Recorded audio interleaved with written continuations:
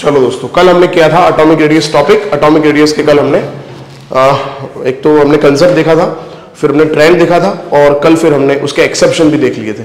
तो आज हम कर रहे हैं पहले कुछ एमसीक्यू और फिर हम स्टार्ट करेंगे आयनाइजेशन एंथैल्पी। ठीक है, चलो जंप करते हैं। From the given set of species point out the species from each set having least radius. तो हर एक सेट जो है उसमें से एक एक स्पेसिस को चूज करना है जिसका रेडियस उन तीनों में सबसे कम हो। ठीक है, चलो फर्स्ट इसमें से सबसे कम रेडियस किसका है? Na+, क्योंकि जितना नेगेटिव चार्ज ज्यादा उतना रेडियस इंक्रीज, और पॉजिटिव चार्ज इंक्रीज तो रेडियस डिक्रीज, तो Na+ होगा। अब हमें कुछ नहीं करना, पहले इधर देखो Na है इसमें तो गया, Na है इसमें, इन दोनों में है। अब इसमें देखो NiCuZn, कल हमने पढ़ा था Ni से Cu इंक्रीज होता है और Cu से Zn भी इंक्रीज होता है, क्योंकि सिग्मा उसका ज्यादा होता है, एक्सेप्शन था ये। तो इन तीनों में सबसे कम किसका था? निकल का। याद है कल हमने ऑर्डर ये लिखा था, सुनो तुम विवाह कर लो मुझसे फिर कोई नहीं कहेगा जानो, हमने ये पढ़ा था। देख लो ये, इसमें सबसे कम किसका है? तो Ni आएगा। अब Ni है इसमें तो खत्म, आंसर 2 हो गया। समझ आ गया? That's great. आ जाओ, चलो बेटा next. Which has the lowest anion to cation ratio, size ratio. किसका एनाइन और कैटाइन का साइज रेशियो लोएस्ट है, ऐसा पूछा है। तो एनाइन और कैटाइन, तो पहले ऊपर एनाइन लिखना है, नीचे कैटाइन लिखना है। एनाइन मतलब नेगेटिव चार्ज, बराबर, और नीचे कैटाइन लिखना है। अब इसका मतलब अगर नीचे का रेडियस ज्यादा होगा तो रेशियो कम आएगा, तो कैटाइन सबसे मोटा होना चाहिए। Li, Na और Cs, Cs का साइज मैक्सिमम है, तो जिसमें साइज मैक्सिमम उसका रेशियो मिनिमम आएगा। अच्छा, तो ये दो हैं, दोनों में Cs है। अब I का और F का किसका रेडियस ज्यादा है? हाँ, तो ऊपर मोटा वैल्यू नीचे भी मोटा वैल्यू, और ऊपर स्मॉल वैल्यू है नीचे बहुत बड़ा वैल्यू है, तो किसका रेशियो कम आएगा? CSF का। हाँ, समझ गए आप? अब देखो ये मैथ से ये लॉजिक है, इसमें ज्यादा मैं नहीं समझा सकता, मेरा काम केमिस्ट्री समझाना है।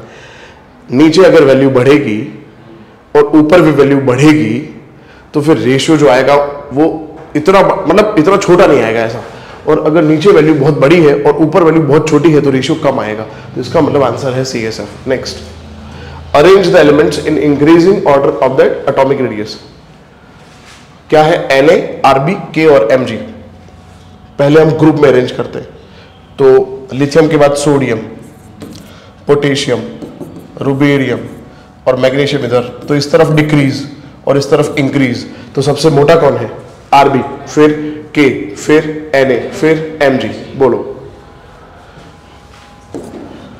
हो गया 3। Mg का सबसे कम, इस तरफ डिक्रीज और इस तरफ इंक्रीज, तो डिक्रीज तो इसका कम, तो ये पहले होना चाहिए, है ना। और Rb का सबसे ज्यादा तो पहले होना चाहिए, तो यही ऑप्शन में ऐसा है। Which of the following pair of element have almost similar radius?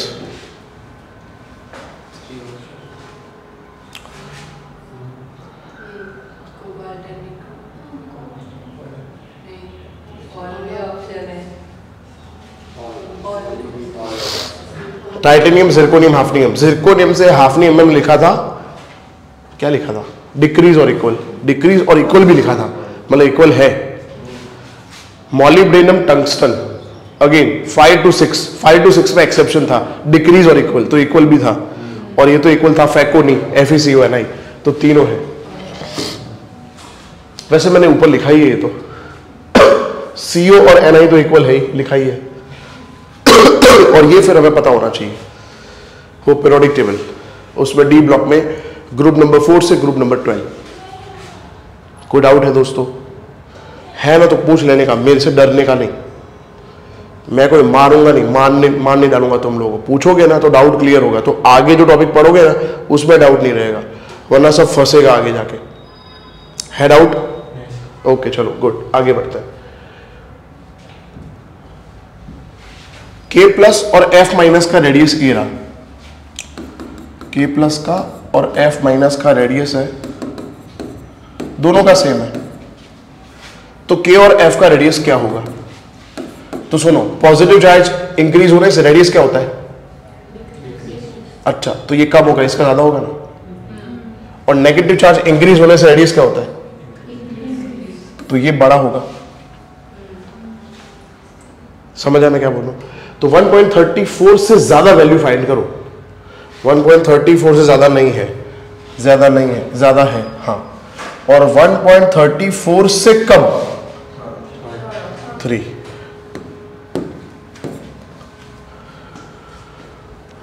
Fourth element x, Mansi ने इतना रेडियस फाइंड किया, रोहित ने इतना रेडियस फाइंड किया और अंकुर ने इतना रेडियस फाइंड किया। तो ये रेडियस कौन कौन से होंगे? अलग अलग रेडियस कल हमने पढ़े थे। सबसे बड़ा रेडियस कौन सा था? फिर मेटेलिक, और फिर तो सबसे बड़ा वैल्यू है ना वो रोहित का है, तो सबसे बड़ा वैल्यू वान डेर वाल्स होगा, तो बीच में वान डेर वाल्स होना चाहिए।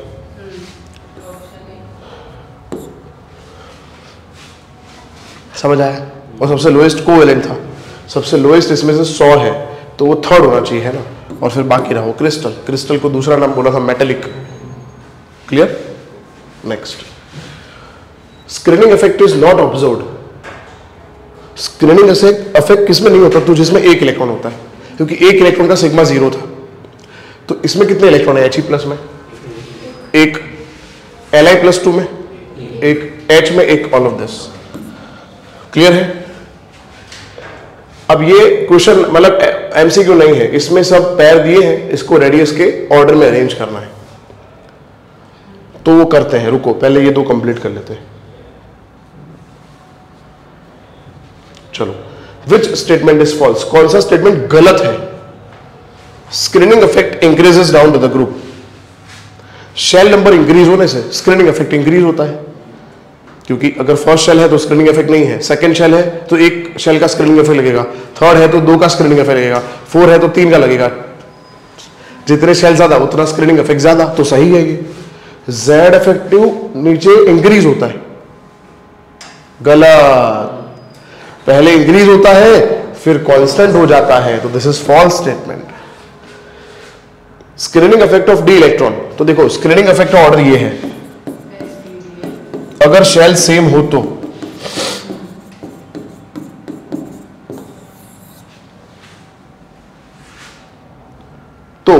डी का screening effect equal to p, d और पी में इक्वल नहीं है। Much more than p, p से काफी ज्यादा नहीं है। सेम एज एफ नहीं है। Less than P is the answer. Clear? Okay, अब इसको अरेंज करना है। बोलो NiCuZn, Ni से Cu में क्या होगा? इंक्रीज, और फिर Cu से Zn में भी इंक्रीज। जितना देखो सेम एलिमेंट है, सब एलिमेंट H है, तो जितना नेगेटिव चार्ज ज्यादा उतना रेडियस इंक्रीज, और पॉजिटिव चार्ज ज्यादा तो रेडियस डिक्रीज। तो सीधा ऑर्डर है ये भी। Titanium, zirconium, hafnium. टाइटेनियम से जिरकोनियम में, अब देखो दो ही आंसर है, डिक्रीज इंक्रीज। अब उसमें कंफ्यूज हो तो खत्म हो गई बात। टाइटेनियम से जिरकोनियम 4 to 5 है, 4 to 5 में रेगुलर ऑर्डर है, रेगुलर ऑर्डर ग्रुप में इंक्रीज होता है, और फिर डिक्रीज और इक्वल, ये एक्सेप्शन था। बेरिलियम, लिथियम, सोडियम, तो बेरिलियम इधर है, ये लिथियम, ये सोडियम, तो इस तरफ डिक्रीज, इस तरफ इंक्रीज। तो सबसे मोटा है Na, फिर है Li, सबसे छोटा है Be। CrVTiSc, तो scandium, titanium, vanadium, chromium. Continue क्या होता है? डिक्रीज होता है। क्या कर रहे हो यार? अरे तो पीरियड की बात है ना भाई। फैकोनी में सेम था, तब तक तो Fe तक तो डिक्रीज हो रहा था। सब आई है, तो जितना नेगेटिव चार्ज ज्यादा रेडियस ज्यादा। अच्छा, ये आया ग्रुप नंबर 3, तो स्कैंडियम से यट्रियम में इंक्रीज।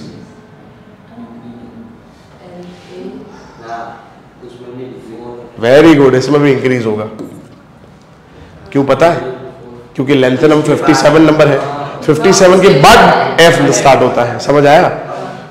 अब होगा, अब डिक्रीज और इक्वल ऐसा लिख सकते हैं, समझ आया? क्लोरीन Na और Rb कोई कंपैरिजन नहीं है इसकी, क्लोरीन इधर Na इधर, डिक्रीज इंक्रीज, तो सबसे बड़ा Rb फिर Na। Copper silver gold, copper से सिल्वर में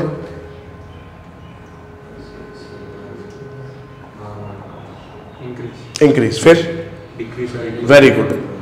ऐसा बोला करो, बोलने से आपका कॉन्फिडेंस बढ़ेगा। गलत बोलोगे तो सीखोगे और सही बोलोगे तो आप अपने आप को शाबाशी दोगे, अच्छा मैंने किया, गुड, कॉन्फिडेंस बढ़ेगा आपका, ठीक है? हाँ, अब ये बोरॉन है तो इधर है 13 में, Al नीचे है, बेरिलियम इधर है, मैग्नीशियम इधर है, इस तरफ डिक्रीज इस तरफ इंक्रीज, तो इन दोनों का कम होगा, इन दोनों का कम, इसमें भी किसका ज्यादा? Al का, तो पहले Al फिर B, इन दोनों का कम है, इन दोनों का ज्यादा होगा क्योंकि इस तरफ डिक्रीज होता है, इन दोनों में किसका ज्यादा है? Mg, और फिर Be। बोलो क्लियर? ग्रुप 2 और ग्रुप 13 में इस तरफ डिक्रीज तो इनका कम, तो पीछे लिखा, इनका ज्यादा तो आगे लिखा, उसमें भी ऊपर से नीचे इंक्रीज तो Mg का ज्यादा फिर भी। चलो डन, बोलो इस तरफ डिक्रीज तो F और Cl का कम होगा, इन दोनों का ज्यादा होगा, उसमें भी ऊपर से नीचे इंक्रीज तो पहले सल्फर फिर ऑक्सीजन फिर क्लोरीन फिर फ्लोरीन। मजा आ गया, समझ आ गया? अब हम नई कहानी स्टार्ट कर रहे हैं, नया topic, that is atomic radius, अरे आयनाइजेशन एंथैल्पी, क्योंकि बहुत सारी जगह अलग अलग चीजें चल रही है तो मुझे याद ही नहीं रहा कहाँ क्या चल रहा है। चलो ठीक है, तो एटॉमिक रेडियस कंप्लीट कर दिया, एमसीक्यू हो गए। अब हम नया टॉपिक स्टार्ट कर रहे हैं जिसका नाम है आयनाइजेशन एंथैल्पी। आयनाइजेशन एंथैल्पी क्या है? बहुत इजी,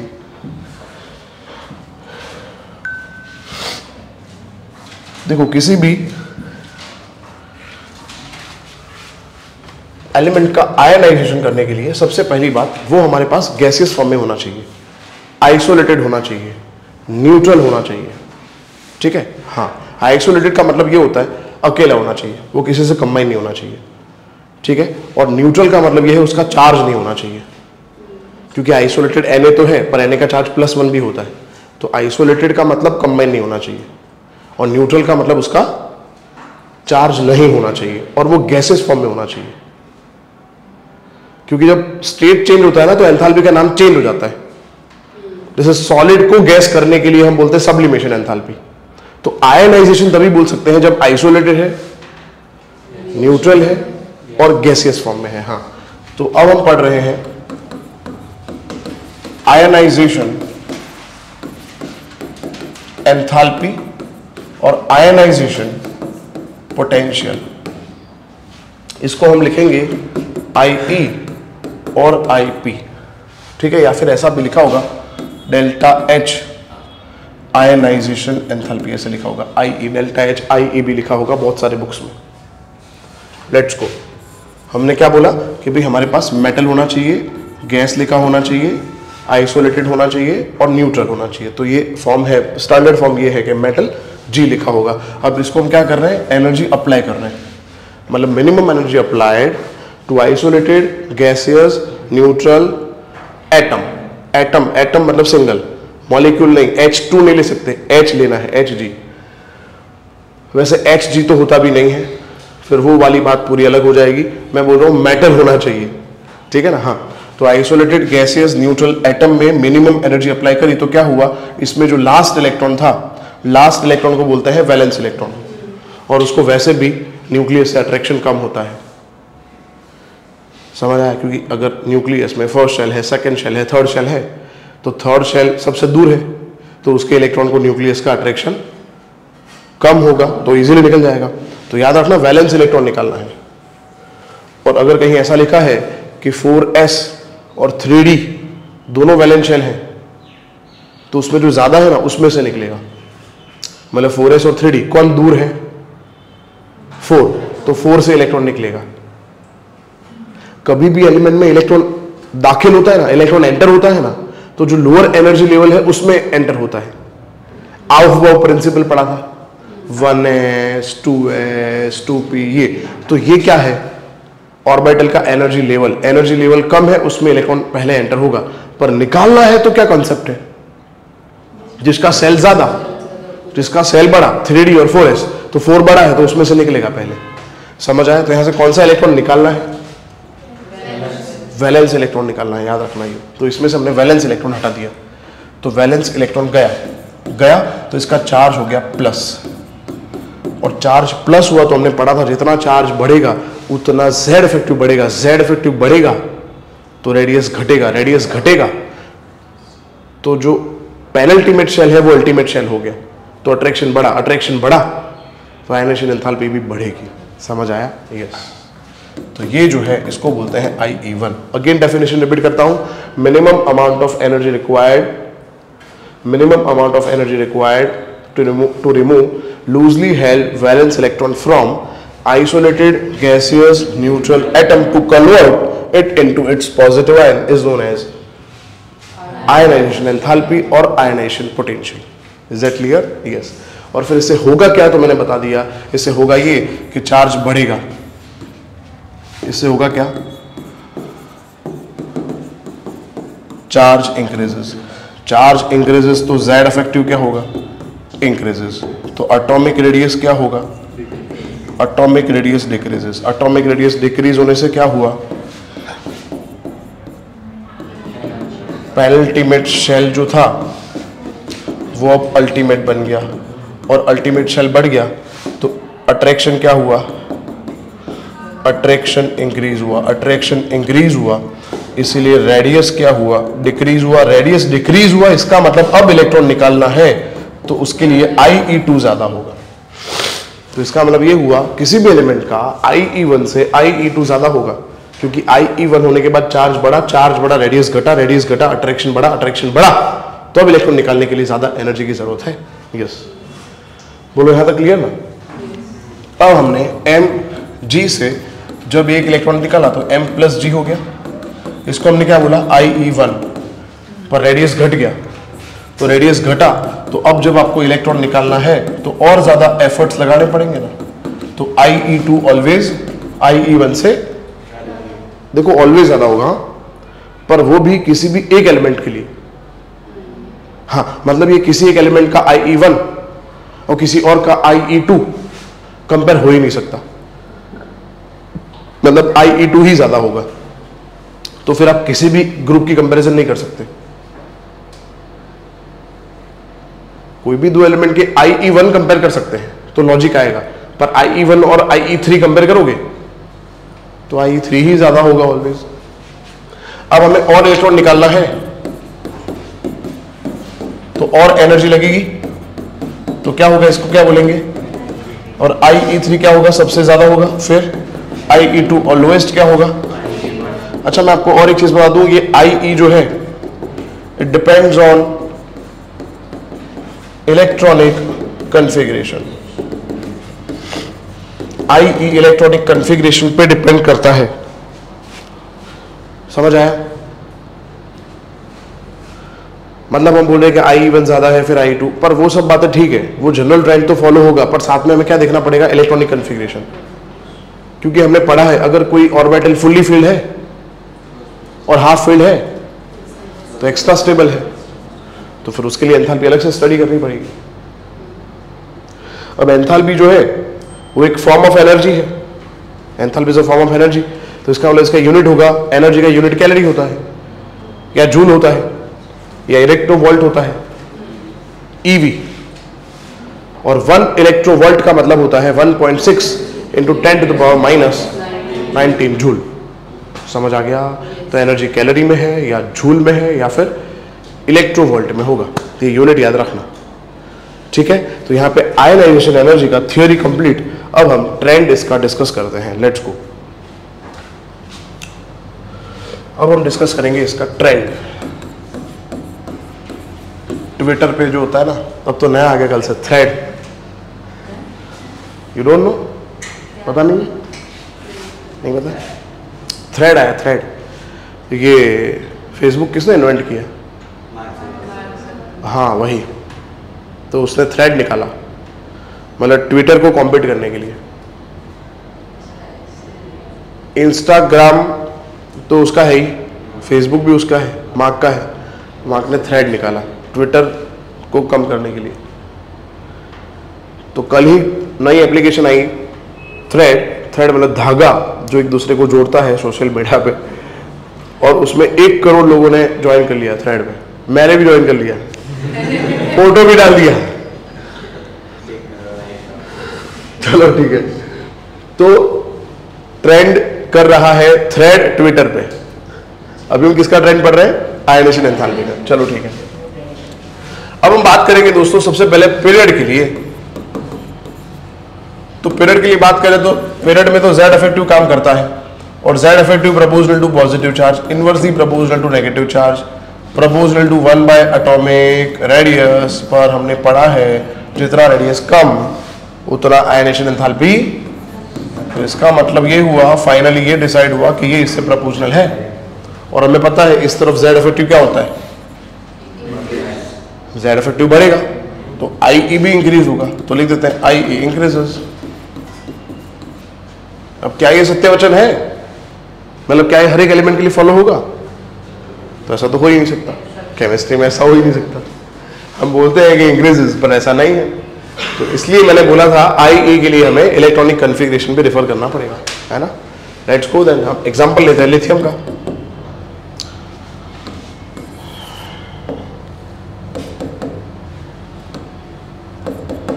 लिथियम के बाजू में फिर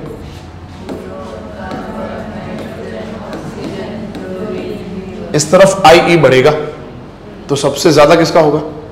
नियॉन का। और वो सही भी है, इट मेक सेंस, क्योंकि नियॉन के अंदर S2P6 है और दोनों फुल्ली फिल्ड है। तो सही बात है, उसमें से इलेक्ट्रॉन निकालने के लिए ज्यादा एंथैल्पी चाहिए। फिर फ्लोरीन, फ्लोरीन का है P5, S2P5।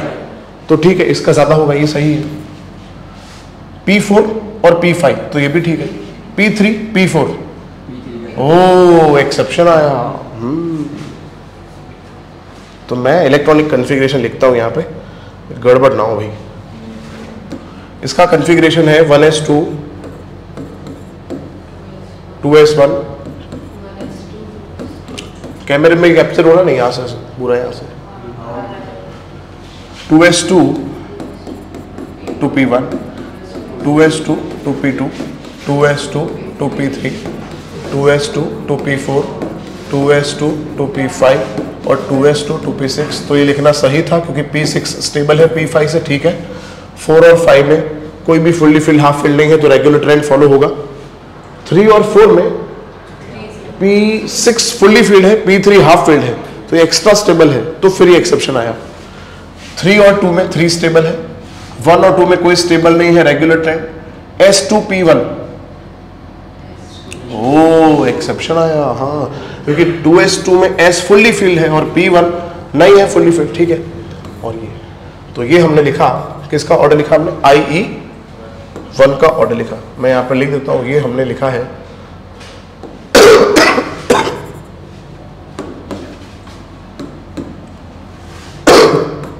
IE1 for second period. बोलो कोई डाउट? अब IE2 का मतलब ये होता है एक इलेक्ट्रॉन निकालने के बाद देखना है। तो हम IE2 में ऐसा नहीं बोलेंगे इस तरफ इंक्रीजेस, वो टोटली डिपेंड करता है, इलेक्ट्रॉनिक पूरा चेंज हो जाएगा क्योंकि कॉन्फ़िगरेशन चेंज हो जाएगा ना। तो अब एक इलेक्ट्रॉन निकालेंगे तो Li+ लिखेंगे, तो ये निकाल दो, 1s2 बाकी रहा बेरिलियम, ये निकाल दो 1s2 2s1, B+ 2s2, C+ 2p1 2s2 2p1, N+ 2s2 2p2, O+ 2s2 2p3, F+ 2s2 2p4, Ne+, दुख हो रहा है लिखते हुए पर ठीक है, कोई बात, थोड़ी देर के लिए सहन कर लेंगे ऐसा। अब हर एक एलिमेंट को कंपेयर करना है। अब ऐसा नहीं बोलेंगे इस तरफ इंक्रीजेस। अब हर एक एलिमेंट को कंपेयर करेंगे तो पहले S2 और S1 कौन स्टेबल है, तो पहला ही एक्सेप्शन है। लो S1 S2 S2 स्टेबल है ना, S2 फुल्ली फिल्ड है, तो इसका मतलब ये हुआ IE1 of B is greater than B but IE2 of B is greater than BE। Why ऐसा पूछ सकते हैं तो हो जाएगा आंसर, फिर फुल्ली फिल्ड है वो सब। S2 P1 S2 P1 P2 regular, P2 P3 P3 P3 P4, तो अगेन N का ज्यादा है O से फर्स्ट पर O का ज्यादा है N से सेकंड। समझ आ गया? 4 5 क्लियर है? IE3 मतलब और एक निकाल के देखेंगे, ठीक, तो Li+2 हो जाएगा। बहुत दुख हो रहा है पर लिख रहे हैं हम। Li+2 होता ही नहीं है ना, क्योंकि Li+1 हुआ तो वो हीलियम हो गया, फिर उसमें से लेकर हाइड्रोजन बन जाएगा। ये हाइड्रोजन देवदास है भाई। तो 1s2, अरे सॉरी Li+2 मतलब क्या हो गया 1s1 Be+2 1s2 B+2 2s1 C+2 2s2 N+2 2p1 O+2 2p2 F+2। My God attack वटैक ना आ जाए मेरे को। Ne+2 दिल पे पत्थर रख के लिख दिया हमने, ठीक है चलो। S1 S2 S2 S2 S1 S1 S2 S2 P1 P1 P2 P2 P3 P3 P4। समझ आ गया? गुड। तो ये हमने सेकेंड पीरियड के लिए लिखा। IE1 IE2 IE3 IE2 IE3 आपको समझाने के लिए मैंने लिखा है। IE1 हमें याद रखना है कि IE1 में सेकेंड पीरियड में एक्सेप्शन है BEB N और O। आगे बढ़े, लेट्स गो। अब हम डिस्कस करते हैं, पीरियड के लिए बात हो गई, अब हम डिस्कस करेंगे ग्रुप के लिए। ग्रुप, अब ग्रुप में क्या होता है, तो ग्रुप में मतलब ऊपर से नीचे, ऊपर से नीचे मतलब शेल बढ़ेगा, शेल बढ़ेगा तो रेडियस क्या होगा, रेडियस इंक्रीज, तो आयनाइजेशन एंथैल्पी डिक्रीज, क्योंकि इलेक्ट्रॉन दूर जा रहा है तो आयनाइजेशन एंथैल्पी डिक्रीजेस। सो इन ए ग्रुप आयनाइजेशन एंथैल्पी क्या होगा, डिक्रीजेस।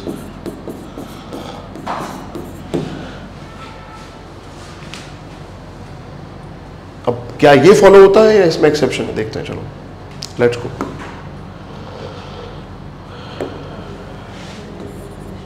हमने एटॉमिक रेडियस पढ़ा था ग्रुप 13 का, उसमें एक्सेप्शन था बोरोन से Al ज्यादा, Al से Ga में एक्सेप्शन था, और ये एक्सेप्शन इसलिए था क्योंकि Ga के अंदर d ऑर्बिटल ऐड हो रहा था।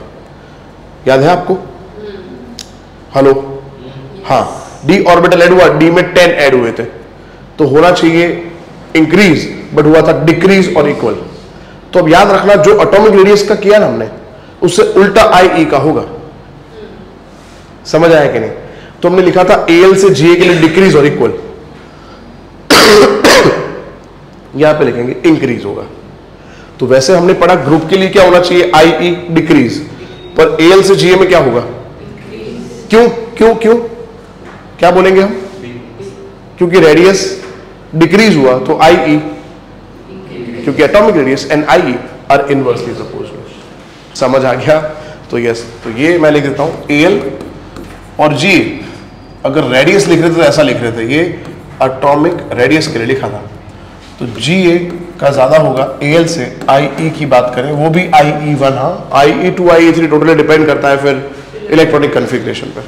चलो अब मैं आपको पूछता हूं जिरकोनियम और हाफनियम में बेटो क्या होगा। तो जिरकोनियम से हाफनियम में क्या हो रहा था, रेडियस क्या हो रहा था, डिक्रीज और इक्वल, डिक्रीज हो रहा था, तो यहां पे इंक्रीज होगा। तो ऊपर से नीचे IE डिक्रीज होता है, फिर भी यहां पे इंक्रीज हो रहा है, क्योंकि ये फिर टोटली इनवर्सली प्रोपोर्शनल है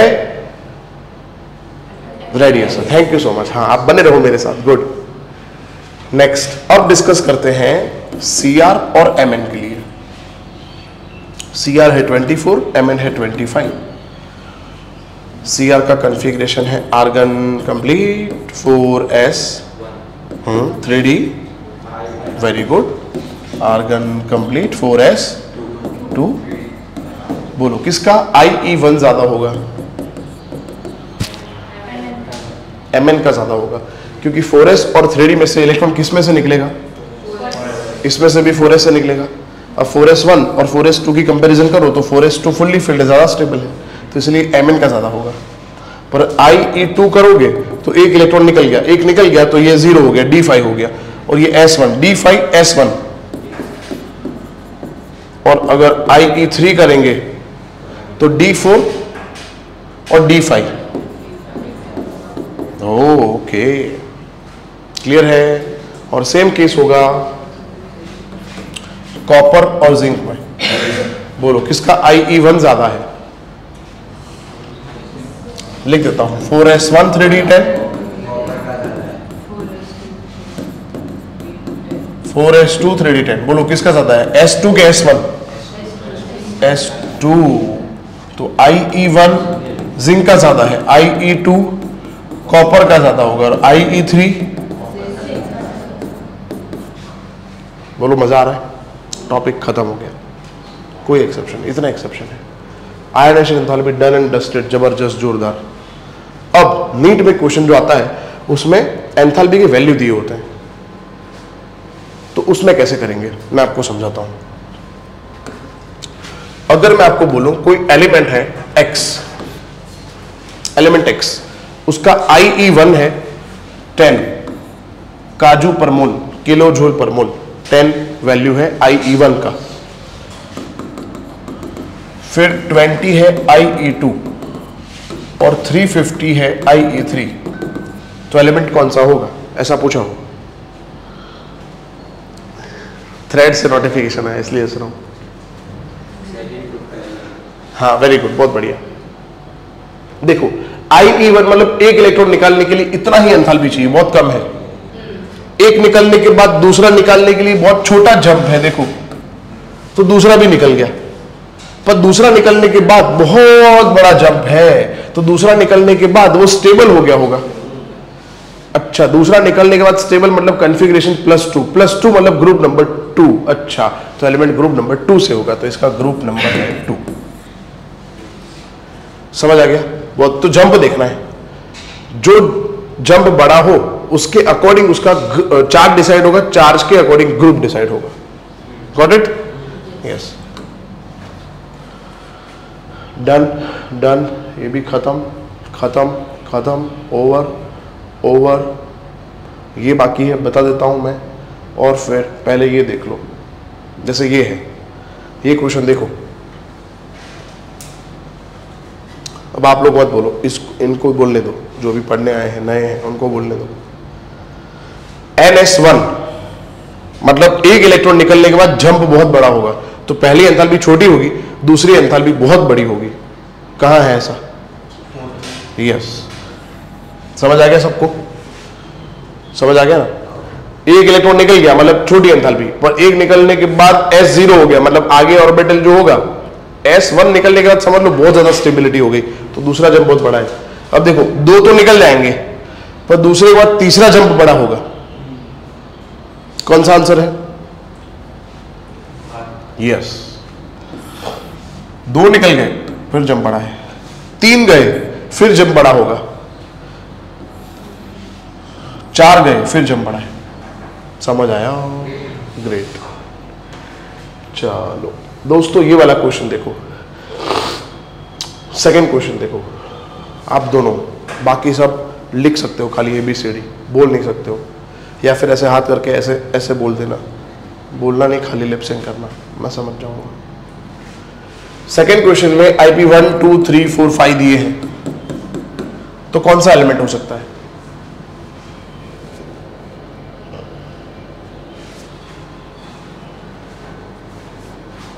गुड। जो आप YouTube पे देख रहे हो वो लोग भी ट्राई कर सकते हो, और फिर हम आंसर पे डिस्कस करेंगे। Is the right answer. Silicon, क्योंकि देखो पहला इलेक्ट्रॉन गया +1, दूसरा गया +2, तीसरा गया +3, चौथा गया +4, जंप बहुत बड़ा है, मतलब चौथे के बाद वो स्टेबल हो गया होगा। स्टेबल हो गया इसका मतलब +4 ग्रुप 14, ग्रुप 14 मतलब सिलिकॉन। समझ आया? ठीक है, अब एक पेज बाकी था, उसके बारे में चर्चा करते हैं, पर वो तो मजाक है वैसे। क्या है ये पता है क्या लिखा है? इस तरफ IE क्या होगा? इंक्रीज होगा। अच्छा, तो मेटल का IE सबसे कम होगा। हाँ सही बात है, क्योंकि मेटल में वैसे एक इलेक्ट्रॉन है इजीली लूज कर देगा, दो है इजीली लूज कर देगा, हमें ज्यादा एनर्जी की जरूरत नहीं है। हमने बोला था IE3 ज्यादा है, 3 इलेक्ट्रॉन निकालने के लिए एंथैल्पी ज्यादा है, IE1 तो कम ही था। तो हाँ, metallic character is inversely proportional to IE। जितना IE कम, हाँ उतना मेटेलिक कैरेक्टर ज्यादा। सही बात, ये भी ठीक है कि रिएक्टिविटी जितना ज्यादा उतना IE कम। हाँ, तो ग्रुप 1 का रिएक्टिविटी सबसे ज्यादा है तो उसका IE सबसे कम ही होगा, है ना? बहुत इजी है फिर। चलो अब क्वेश्चंस कर सकते हैं। पहला क्वेश्चन, आप लोग अगेन बोलना मत, लिपसिंग करना, आप दोनों बोल सकते हो। IP1 और IP2 Mg का दिया है, मतलब Mg में से Mg प्लस हुआ ना तो इतनी एंथैल्पी चाहिए, और Mg+1 से Mg+2 हुआ तो इतनी एंथैल्पी चाहिए। तो टोटल चेंज के लिए एंथैल्पी कितनी चाहिए? तो दोनों का समेशन कितना? समझ आया ना आपको? हाँ, तो इन दोनों का समेशन करो, और 300 और 100 400 और 500 ही होगा, 500 समथिंग होगा, और पॉजिटिव ही होगा नेगेटिव ही होगा, आंसर 2 खत्म। क्लियर है ना? दोनों को प्लस करना है, फर्स्ट और सेकंड टोटल चेंज आएगा। ये तो हमने डिस्कस कर लिया। कौन से एलिमेंट के लिए फर्स्ट IB ज्यादा होगा सेकंड से? किसी के लिए ऐसा नहीं हो सकता भाई, ऑलवेज थर्ड ज्यादा होता है, फिर सेकंड, फिर फर्स्ट। क्या पूछा है? ऐसा नहीं पूछा अंदर कंपैरिजन करो, ऐसा पूछा है कौन से एलिमेंट के लिए, मतलब समझ रहे हो आप? मतलब कोई एक ऐसा एलिमेंट है जिसका खुद की फर्स्ट और सेकंड कंपेयर करे, उसमें फर्स्ट ज्यादा होगा? नहीं नहीं नहीं, किसी भी एक एलिमेंट के लिए, हाँ ऐसा तो नहीं होगा ना, किसी भी एक एलिमेंट के लिए IE3 ही ज्यादा होता है। तो फिर ये तो सरासर गलत लिखा है, सत्य वचन नहीं है, नॉनसेंस है ये। तो नन, कोई भी एलिमेंट ऐसा नहीं है भाई। आयनाइजेशन के लिए कौन सा रिएक्शन बेस्ट है? आयनाइजेशन एंथैल्पी डिफाइन कौन सा रिएक्शन कर सकता है? हाँ, क्योंकि गैस होना चाहिए, आइसोलेटेड, न्यूट्रल, इलेक्ट्रॉन गया प्लस आया, सही है। गैस होना चाहिए, सॉलिड है, नॉनसेंस, गलत। एटम होना चाहिए, मॉलिक्यूलर, नॉनसेंस, गलत। एक्वियस है, नहीं नहीं नहीं, गैस होना चाहिए, गलत। समझ आया? फर्स्ट और सेकंड IE गिवन है, फर्स्ट और सेकंड IE गिवन है, और पूछा है कौन सा स्टेट स्टेबल है। चलो, फर्स्ट का IE इतना है, सेकंड का IE इतना है, तो पहला भी गया, दूसरा भी गया, फिर तीसरा दिया नहीं है। इसका मतलब ये हुआ, ये यहां बनने के बाद स्टेबल हो गया होगा। स्टेबल हो गया मतलब M+2 स्टेबल है। ठीक है, यस। चलो अब आप खुद सोचो, क्वेश्चन भी खुद सोचो, आंसर भी खुद सोचो। मैं बिल्कुल हेल्प नहीं कर, हाँ आंसर नहीं बोलना, मैंने मना नहीं किया था।